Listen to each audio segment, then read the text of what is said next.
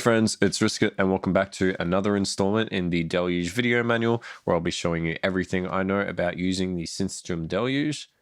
In the last video, we covered the sampling engine and a lot of the features that come with sampling, and in this video we're going to be taking a deeper dive into audio clips and live looping.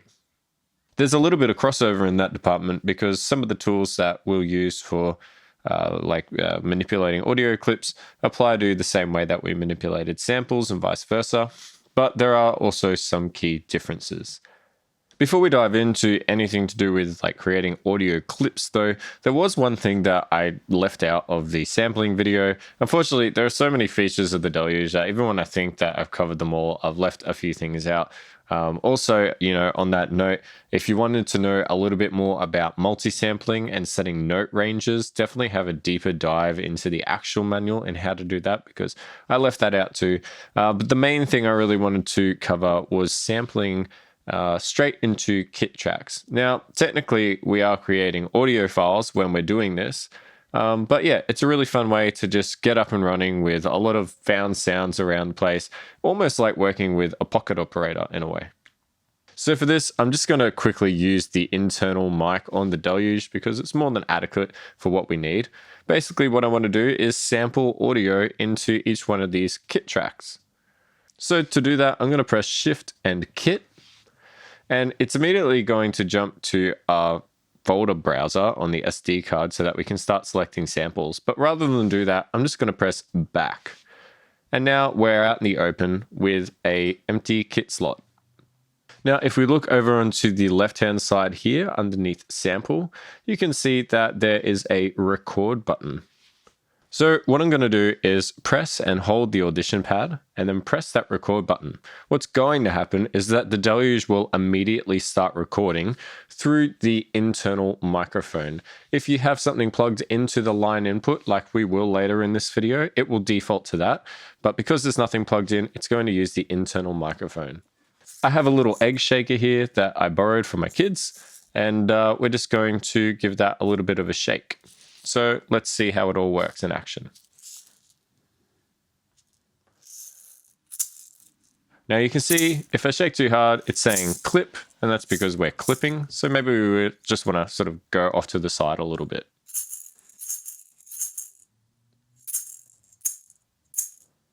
Great. And when we want to stop recording, we just press record. Now, obviously, we recorded a lot of information there. So with that selected, I just want to go Shift and Waveform. And now we can see our waveform view. Let's zoom in a little bit and we'll move the start position up to where a shake happens, maybe around here.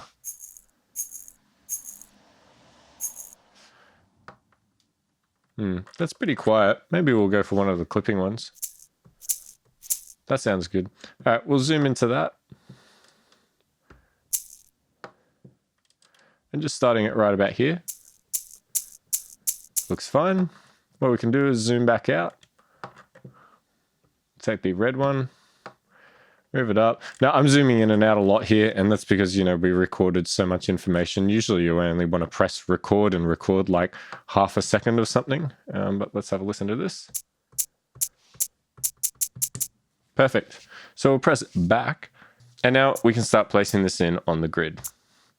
Now, obviously the sample is set to cut by default. And if you want more information on this, it's at the beginning of the sampling video, the video I made before this one. But yeah, it's set to cut. So maybe you want to set it to play just once. And now every time it's triggered, that sound is going to play.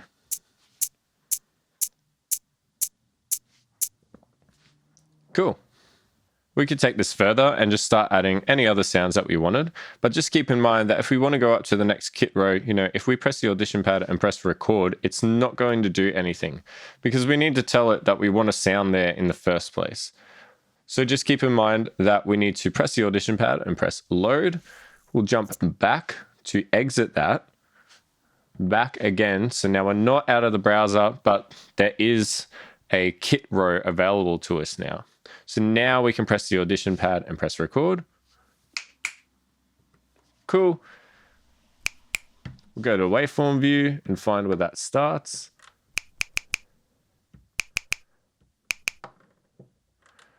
Maybe right on the transient. Brilliant. And I'll just bring this one up. Cool.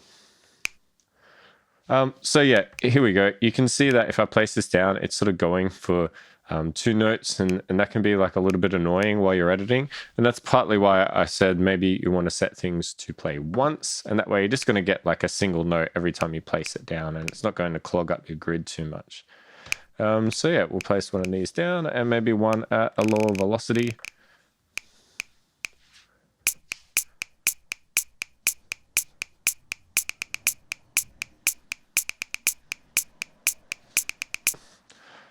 So this is a really fun way of building a drum kit, or just building a kit out of samples really, really quickly, just by using the internal microphone. And don't forget that, you know, you can also use the line in or the mic input, the little tiny mic input that's up there as well. I don't have an adapter for that. So for the rest of this video, we're just going to be using the internal microphone and the line in.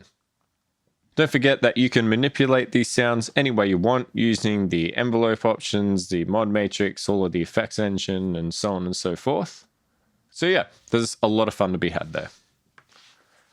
I'm going to start a new project for the rest of this. Now, one other thing I wanted to clear up about my last video as well is resampling. So when I was editing the video together, I sort of noticed that when I was demonstrating some of the resampling features at the end, some audio appeared louder and some audio appeared quieter, depending on what I was doing. And I just want to clarify why that was. So let's have a look at a quick example. I'll load up the track that we used in that resampling section. Great. And we'll just have a quick listen.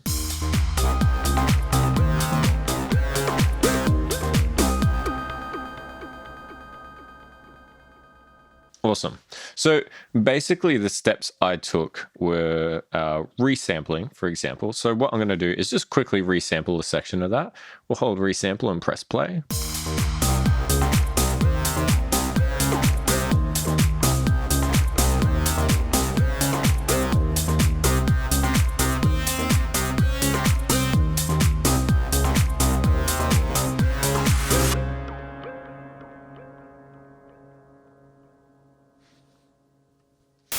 So sorry, I just did a little bit of fiddling around there because of the length of the sample, it got time stretched.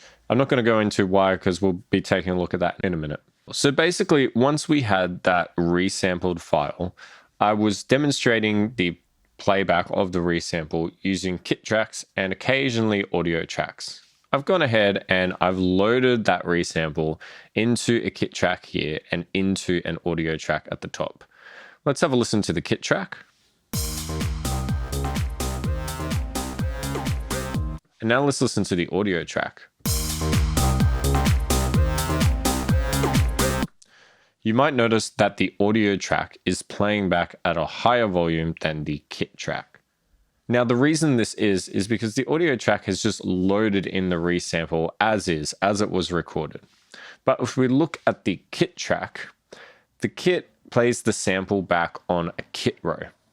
Now, the problem with that is that by default, all drum sounds and synth sounds in Deluge are set to a particular velocity. So if I were to hold down on this and have a look at the velocity, we can see it's set to 64. If we turn this up, however, we can take it all the way to the top at 127. So now if we compare these,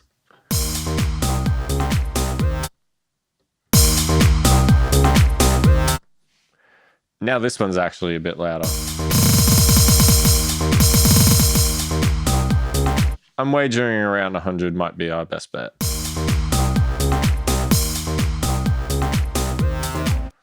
Either way, the velocity of the kit track plays a part in how those samples are played back, and so does the volume of the audio track. I mean, if we were to turn the volume of the audio track all the way up, it's probably going to be deafening. Yeah. So just keep that in mind when you're working with these things, that there is going to be a difference depending on what you use. As I said previously, putting samples into a kit track offers you a lot more possibilities in what you can and can't do with it, as opposed to an audio track. But that's what the rest of this video is going to be about. I'm really sorry that that was a super long, convoluted intro. I just wanted to clear that up before moving into using audio tracks. So I'm going to press Shift and New to start a new project and jump back into song view. So we've already seen that if we want to make an audio track, we need to hold down on a clipped row and press this button in, and we can now see that it says audio 1. There's a few different ways to get audio into the Deluge. You've already seen us use the internal mic, and there's also a line input. We do have a little mic input at the back here, but I never really use it. Now, if we want to check the input method of this audio clip, we need to hold Learn or Input and then tap the audio row. You can see left has come up on the screen. Now, there's a lot of different options here. Just going through them really quickly, we have left. So left, by default, will use the Deluge's internal microphone. If you have something plugged into the line input, it's going to switch to that. It's a mono input. That's what predominantly I'm going to be using for the rest of this video. There are other options such as right, stereo, balanced, mix, output, and off. And honestly, I'm not really going to go into a lot of what each one is, because I think that it's a lot easier to actually read the proper manual of the Deluge and check page 174, because it goes into it in a lot more detail and is probably going to explain it a lot better than I can. Some of these features are going to depend on what kind of cable you have plugged into the Deluge and how that cable looks, what sort of TRS connector you're using, and the Deluge manual actually goes over that in a really good amount of detail, so it's definitely worth checking out. For most cases, I'm going to be able to get away with a mono input, but depending on what you want, like maybe you want stereo or whatnot, you're going to have to experiment a little bit more. The key takeaway from all of these, though, is that next to each one, you have a period. So there's one without it and one with it. Basically, what that little dot means is that you have input monitoring on. So if this is off and we were to start recording, we're not going to hear anything until we play back our track once it's finished recording. If we were to turn this to the right, however, and we were to monitor the recording, we're going to constantly hear what's coming in through that audio source until we turn it off. Just quickly too, on the note of resampling, if we would turn this back all the way to the left, we can turn this whole track off, of course, but we also have output and mix. Now, I've never really used these. Usually when I'm trying to just get audio out of the Deluge, I've got my 2 jacks plugged into my audio interface and I'm recording it that way. I have in the past just done a quick resample of a track, which we talked a little bit about just before, but just note that we have this mix and output option. So mix is a way of creating an audio track and recording other tracks into it. It's basically going to resample the Deluge's audio output and put it in a single track. The beauty of using this is that it removes any post effects such as reverb, for example, and it will reset the level control for each track so that you're just getting a nice clean bounce down version of every single track into a single audio file. Output, on the other hand, basically records all of your post effects and mixing and stuff like that, and is essentially just the same as resampling. Now, as I said, I've never really used those ones, but I just felt like I should point it out. So I'm going to just leave this to left with monitoring turned off. So we're just going to be getting audio in from the mic input. Man, this is really going on for a while and I haven't even recorded anything yet, so maybe we should. Just a really quick note, at the moment, if we turn our tempo knob, we can see that it's set to 120. Now, currently, we don't have anything else in this project except for this audio track, and we're about to record into it. But watch what happens when I do. I'm going to use this egg shaker and just start recording. If I activate record and press play, we'll start recording immediately.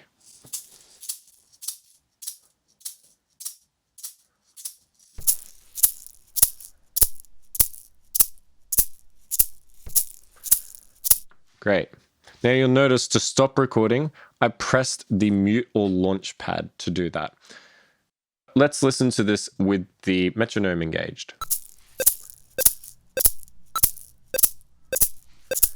Right, so that shaker seemed to sync up pretty well with the metronome, but if we actually turn our tempo knob, we can see that we're currently at 100 BPM.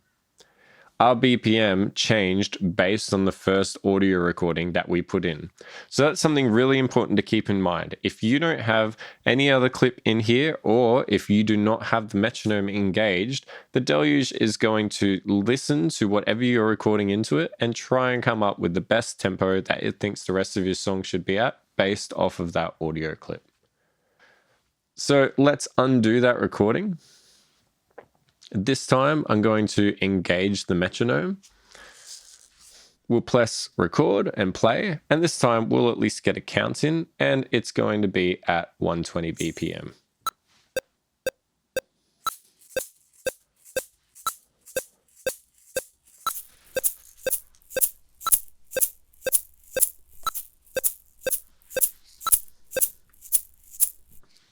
Great. Sometimes when using the internal microphone, you really want to be using headphones when you're doing that. But let's say you're in a situation where you don't have any headphones and you still want to use the internal microphone, you still want to use the metronome. Well, this metronome is super loud and there's no way to change the volume of it. So one thing you might want to do is create a kit track and maybe just select a hi-hat on every fourth note. And then at least you'll have that as a metronome instead.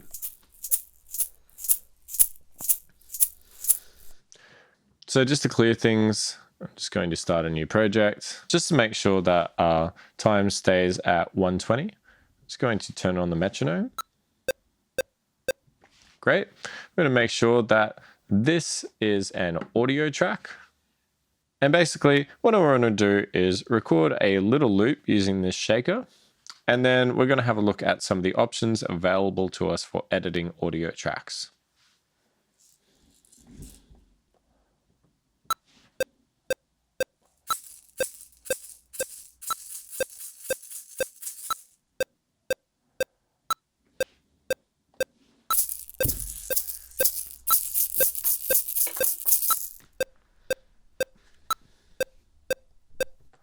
Great. So basically what we can see is that the Deluge, once I stopped playing, kept recording, and I hit stop around this point and it recorded to the end of the next measure. So keep that in mind that while you have this metronome engaged, or if you have another clip such as a drum kit, it's going to stop recording at the end of the next measure just so everything is synced up. Now that's all well and good, but I really just want my recording to stop here. Now you might think that we need to change the length of the bar, so the same way we would any other clip. Well, watch what happens if I do that. I'm going to tilt this and we can see that our audio file is changing over here. So if we press play now, it's actually time stretched our audio. So using this feature at the top, take that back to 4 bars, is just going to time stretch the audio. So now it's back to where it was. Another thing you might consider doing is pressing Shift and Waveform and maybe moving the endpoint up to here. But that has also time stretched our audio.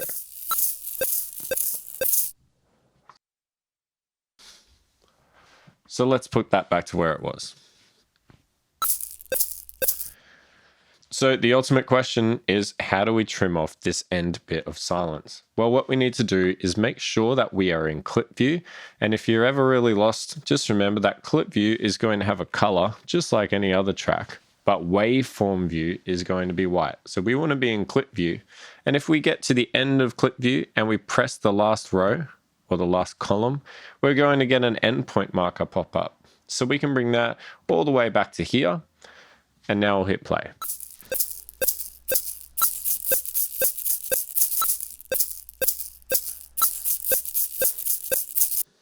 Awesome. So we've trimmed off that end bit of silence at the end.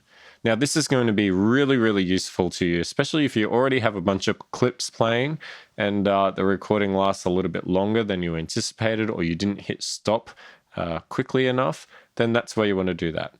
So we've looked at how to trim off the end of a track. Let's look at how to trim off the start of a track. So basically, I'm just going to start a new audio track here, and let's record something into it.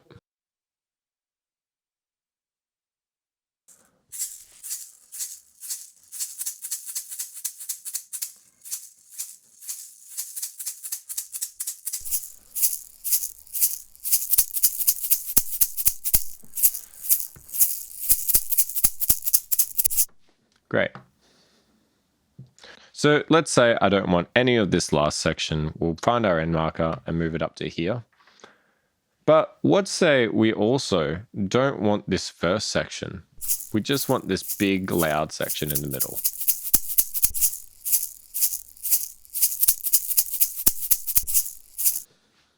Well, basically, there is no way to trim the start of an audio track in the same vein as using the endpoint marker. So what we need to do is get a little bit creative. Let's zoom in here.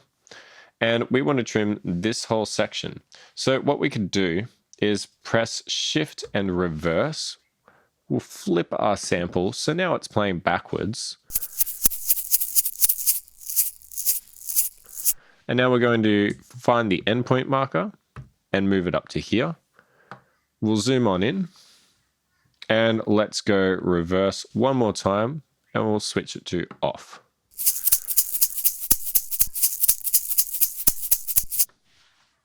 And there we go. So that's how you can go about trimming off the start of an audio recording and the end of an audio recording without using any of the waveform editor, which obviously is going to time stretch, and without having to resample the audio back out and putting it into a kit track for further editing. It's also worth noting that we can record directly into the arranger view as well. So I'll just mute these tracks for now and we'll switch to the arranger view. Let's start a new track. So I'm just going to press one of the audition pads here. And I basically want to switch that to be an audio track.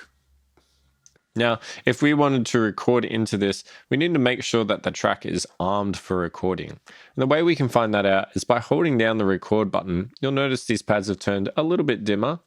We're going to press on that until it's flashing red. This means that this track is now armed for recording.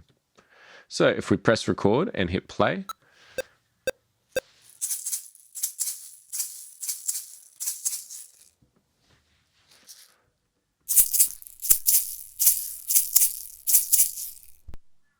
awesome. So that is how you record directly into Arranger view. It's really useful if you have an entire song completed and then you want to start throwing in some vocals that don't exactly line up with the timing you have going on in song view. It's one way that you can go about doing that. I'm just going to start a new project for the rest of this. So if we switch this first track to be an audio track, and then we hold record, we'll notice that it's flashing purple. If we press it again, it's green. If we press it a third time, it's flashing red. Now, in order to demonstrate this properly, you're going to see me doing something a little bit strange. Basically, while I'm recording a track, instead of stopping it with the mute or launch pad, I'm going to hold record and press the clip row underneath it.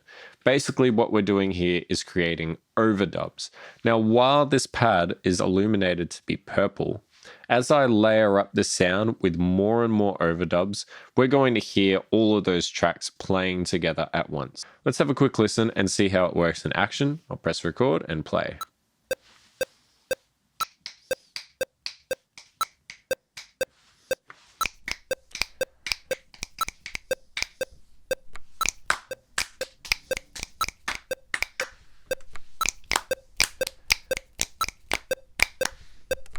So we can hear that all of those tracks are now playing simultaneously over the top of one another. That may or may not be useful to you, depending on what instrument you're using and what sort of audio you're putting into the Deluge at the time. I'm going to remove those for now. We'll press and hold record, and let's switch this to be red. This time we'll do the exact same thing, but watch what happens.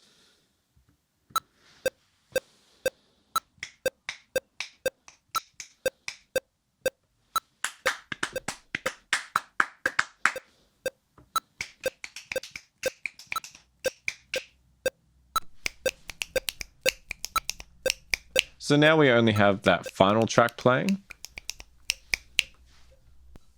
And if we activate any of the others, it's going to mute those.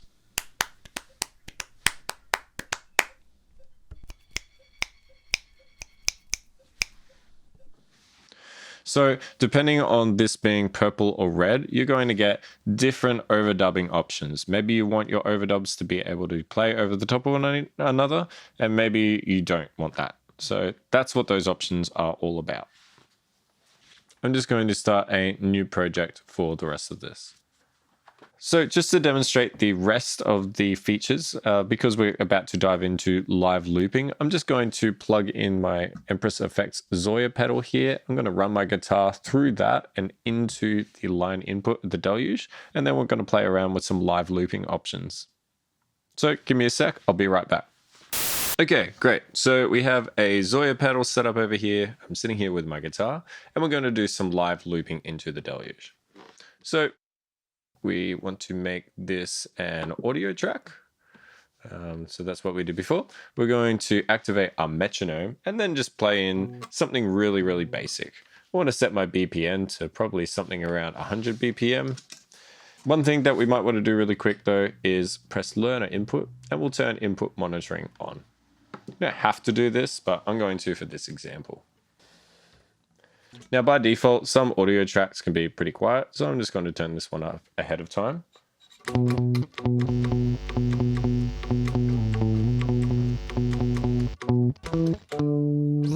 Great, so let's record that into our first audio clip.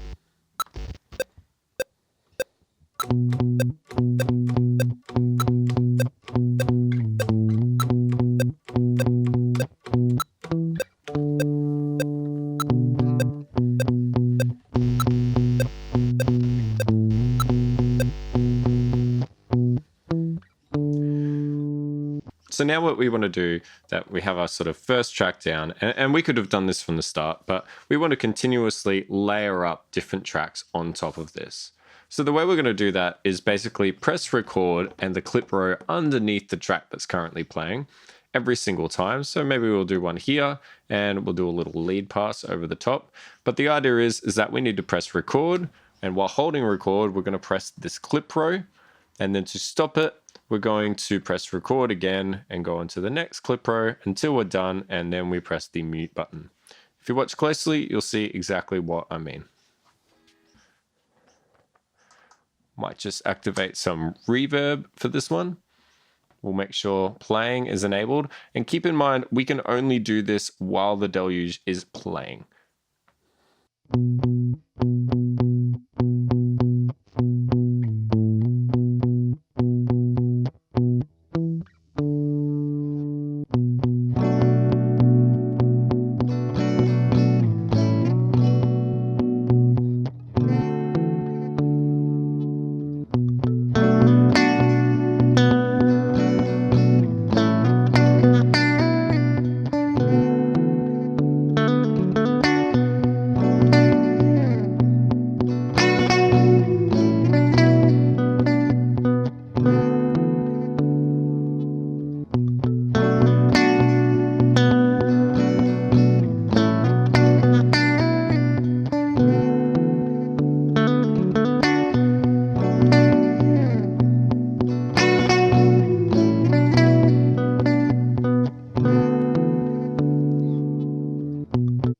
Great. So that's one way that you can do live looping.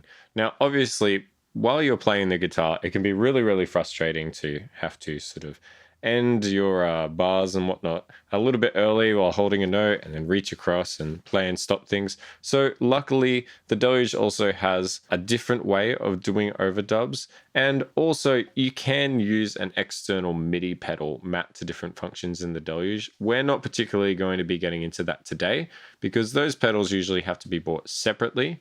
However, I should mention that the person that wrote the Deluge manual for Synthstrom Deluge, which is Synthdawg, he actually made a patch for the Empress Effects Zoia.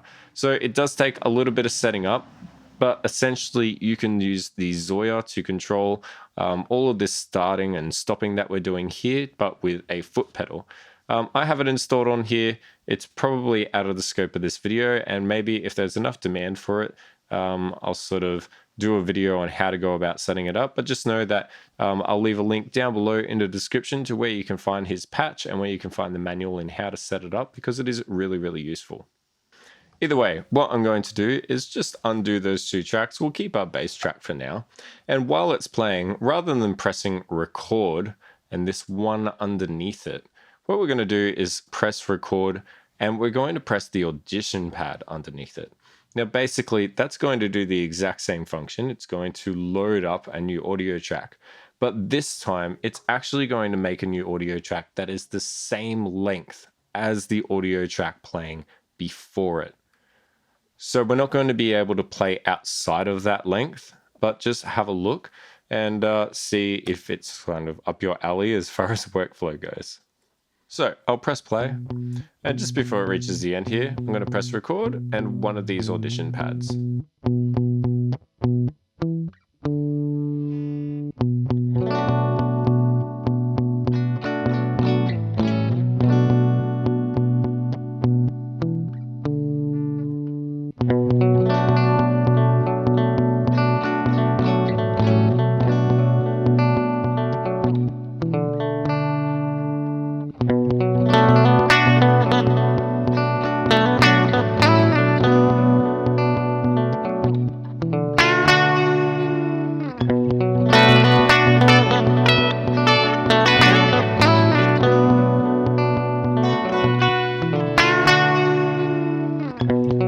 Press that red clip road to stop it.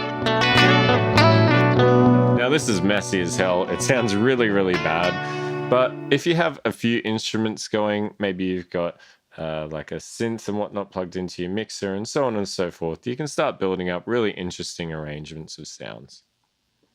So that's essentially how the live looping section works on the Deluge. Now, just to cover the last part, I'm actually going to leave the Zoia plugged in here, but we're going to use some MIDI stuff. You'll see why in a second. Great, so I've quickly gone ahead and I've plugged in a MIDI cable from the MIDI out of the Deluge, and it's going into the MIDI in on the Zoia. I'm going to start a new project really quickly. And I'm just going to scroll to a different patch I've made on the Zoia called RSKT external synth. So for all intents and purposes, I don't have any external synths, and that I am going to do a video on using external gear with the Deluge because I have a few other things.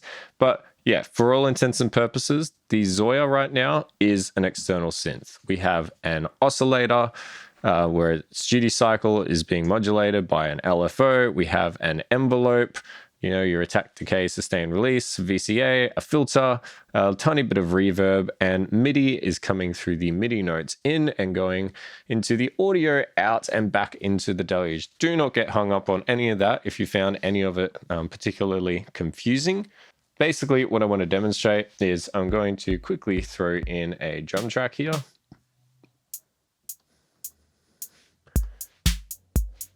Great. Let's go back into song mode. We'll create a new track, and this time we're going to make it MIDI, and I'll just change the scale to something like Dorian. And you can see as I'm going up and down here, it's actually triggering the Zoia pedal over here. We can see that the MIDI notes and the MIDI gate is triggering the ADSR and the oscillator and so on. However, we're not actually able to hear anything. So what we need to do is create an audio track underneath that. And we're going to set the input monitoring to on. Now when we go back into our MIDI track, awesome. So let's go down a little bit, and maybe I'll just go back into song mode and turn up that audio track a little.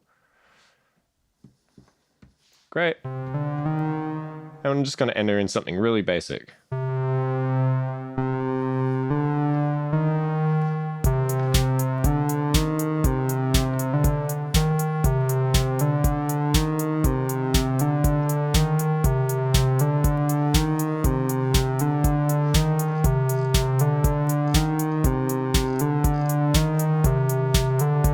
Awesome.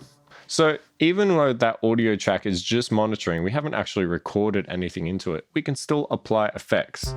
So while this is playing, I want to maybe add in a bit of sidechain. we can go into it and press shift saturation.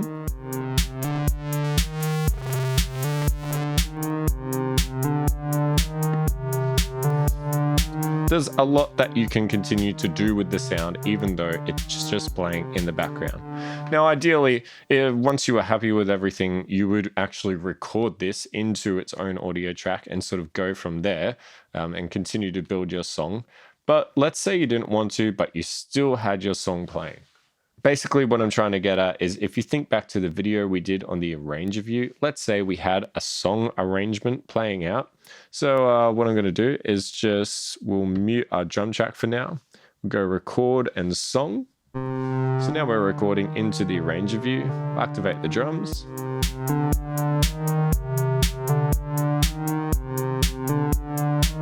We'll turn them off.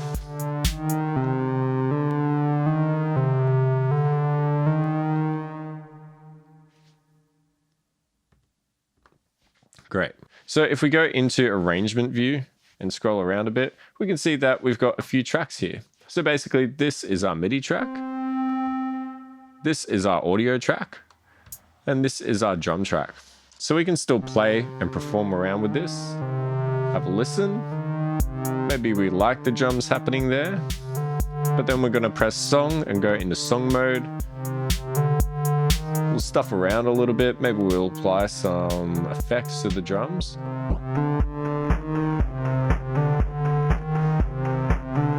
Great. And then maybe we want to jump back into the outro, for example.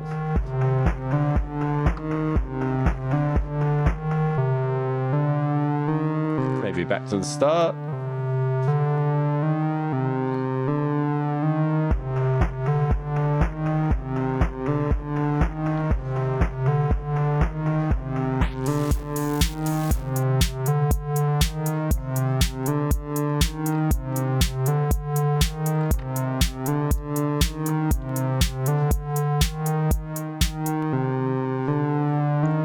So yeah, very sloppy demonstration, I know, but basically what I'm trying to get at is even though you're using external synths and you're monitoring the audio of those synths just through like a monitored audio track, depending on how you got things set up with MIDI running in and out of the Deluge, you can still perform relatively easily by jumping back and forth between song view and get away with all of the same things that we got away with before.